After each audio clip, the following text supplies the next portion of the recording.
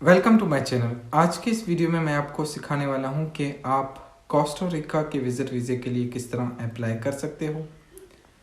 Costa Rica जो कि एक सेंट्रल अमेरिका कंट्री है और इसके लिए कौन कौन से डॉक्यूमेंट्स रिक्वायर्ड होते हैं और इसका वीज़ा फीस और इसका जो प्रोसेसिंग टाइम है, सब कुछ मैं इस वीडियो में डिस्कस करूंगा।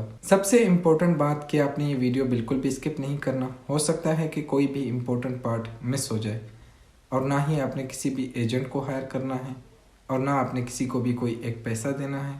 आप खुद कोस्टा रिका की विजिट वीज़े के लिए अप्लाई कर सकते हो। चलते हैं लैपटॉप स्क्रीन पर और मैं आपको स्टेप बाय स्टेप ये प्रोसेस करके दिखाता हूँ कि आप खुद किस तरह कोस्टा रिका के विजिट वीज़े के लिए अप्लाई कर सकते हो। आपने गूगल पर आना है, यहाँ टाइप करना है MIGRACION.GO.CR।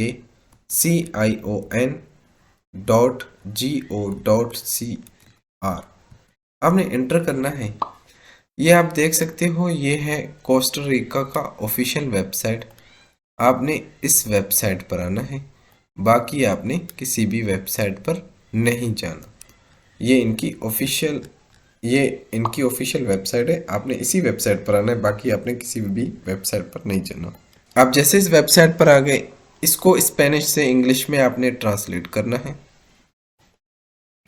ये आप देख सकते हो, ये है कोस्टा रिका की ऑफिशियल वेबसाइट। आपने इसी वेबसाइट पर आ जाना है, बाकी आपने किसी भी वेबसाइट पर नहीं जाना।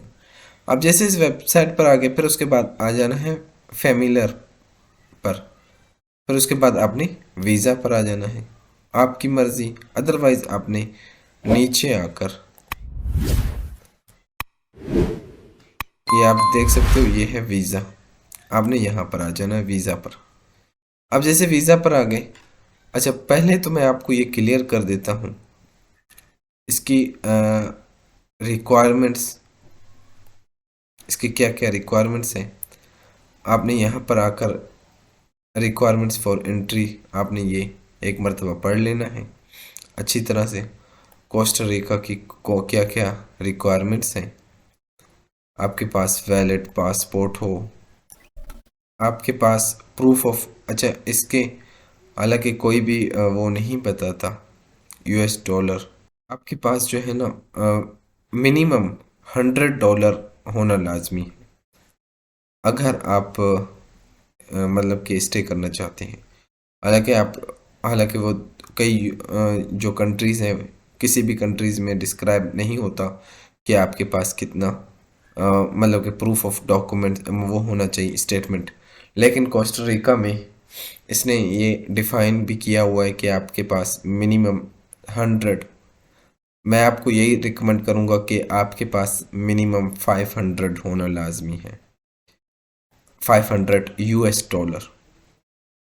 डॉलर हो। अच्छा, पर मंथ। फिर उसके बाद एयर टिकट वगैरह होना चाहिए। फिर अब रिटर्न टिकट भी होना लाजमी है। 3 मंथ आप स्टे कर सकते हो। अच्छा, फिर उसके बाद जो भी है थर्ड एंड फोर्थ ग्रुप वाले, वो 6 मंथ तक स्टे कर सकते हैं टूरिस्ट वीज़े के लिए, विजिट वीज़ा। अच्छा, फिर उसके बाद मैं आ जाता हूँ कि कौंसलर वीज़ा। अच्छा, इनकी ऑफिशियल वेबसाइट के मुताबिक ये है, आप जब कौंसलर वीज़ा पर आ जाएंगे, इनकी ऑफिशियल वेबसाइट के मुताबिक आप मतलब कि ऑनलाइन अप्लाई नहीं कर सकते हो। ना ही आप ई वीज़े के लिए अप्लाई कर सकते हो और ना ही आप मतलब कि स्टिकर वीज़े के लिए ऑनलाइन अप्लाई कर सकते हो। बल्कि आपको एक मतलब कि या तो नियरेस्ट एम्बेसी या कॉन्सुलेट आपने जाना है। आपने वहाँ जाकर जो भी मतलब कि जैसे कि पाकिस्तान में इसकी कोई एम्बेसी नहीं है, तो आपको या तो दुबई से अप्लाई करना पड़ेगा या तो आपको चाइना से अप्लाई करना पड़ेगा। अगर आप इंडिया से हो, तब इस सूरत में भी इंडिया में भी इसकी एम्बेसी नहीं है। और बांग्लादेश से हो तो तब भी इस सूरत में भी आपने या तो दुबई से आप अप्लाई कर सकते हो। मैं आपको यही रिकमेंड करूँगा कि आप दुबई से अप्लाई करें, वो सबसे बेस्ट है। अच्छा, इसकी मतलब कि इसने पूरी सारी डिटेल्स वगैरह दी हुई है। आपने वहाँ जाकर एम्बेसी में अपॉइंटमेंट भी लेना है। फिर उसके बाद जो भी पेमेंट है काउंसलर की फ़ीस वगैरह और वीज़ा फ़ीस। अच्छा, वीज़ा फ़ीस मैं आपको ये क्लियर कर देता हूँ। इसकी जो वीज़ा फ़ीस है वो है $60 और इसका जो प्रोसेसिंग टाइम है वो भी मैं क्लियर कर देता हूँ। इसका जो प्रोसेसिंग टाइम है वो है 8 से 4 वीक। 8 से 4 वीक पहले आपने अप्लाई करना है।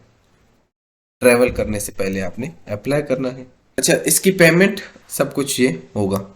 अच्छा, detail of Costa Rica consulate can be found at the following link. अच्छा, ये लिंक ओपन नहीं हो रहा।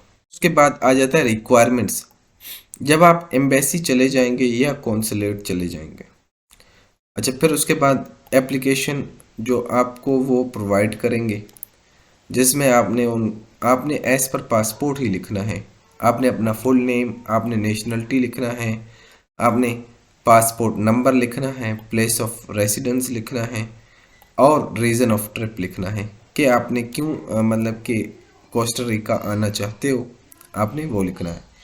फिर उसके बाद एक्सपेक्टेड लेंथ ऑफ स्टे कि आप वहाँ पे कितने दिन स्टे करोगे, आपने वो लिखना है।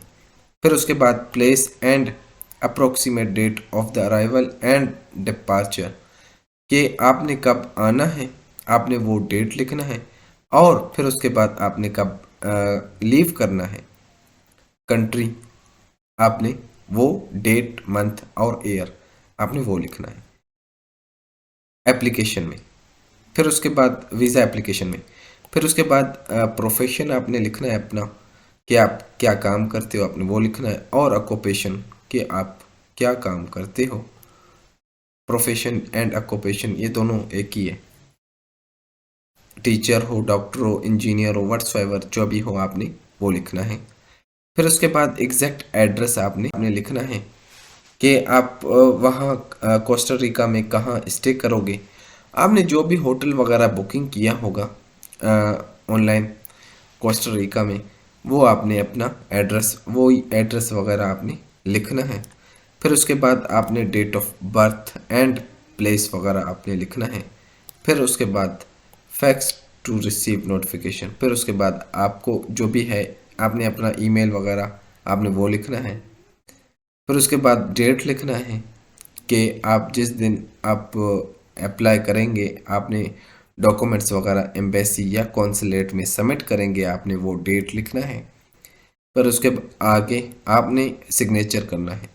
आपने सिग्नेचर वही करना है जो आपके पासपोर्ट पर है, आपने वही सिग्नेचर करना है। फिर उसके बाद आ जाता है passport and travel documents accepted by the, अच्छा, valid for the expiration date of not 6 month in advance. अच्छा, आपका जो है ना पासपोर्ट वो 6 मंथ वैलिड होना लाजमी है, अदरवाइज आपका जो है ना वो एक्सेप्ट नहीं करेंगे। फिर उसके बाद आपके पास एयर टिकट की रिजर्वेशंस और रिटर्न टिकट होना लाजमी है। और फिर उसके बाद प्रूफ ऑफ सफिशेंट फंड जो कि मैं आपको पहले बता चुका हूँ, वो भी आपके पास होना लाजमी है। ये सारी इसकी रिक्वायरमेंट्स हैं, आप पढ़ लेना। फिर उसके बाद आपने ये वीज़े के लिए अप्लाई करना है। जब आप एम्बेसी चले जाओगे, वहाँ से जब आप वीज़ा एप्लीकेशन कॉन्सुलेट से रिसीव करते हैं, तो ये जो डिटेल्स वगैरह मैंने आपको बताया है, आपने वो डिटेल्स वगैरह लिखने हैं, सरनेम, आपने अपनी इंफॉर्मेशन वगैरह। फिर उसके बाद आपने रिलेटेड डॉक्यूमेंट्स आपने अटैच करने हैं। अटैच करके फिर आपने उसको सबमिट करना है। ये सारे रिलेटेड डॉक्यूमेंट्स आपने एम्बेसी में अटैच करना है, सबमिट करना है।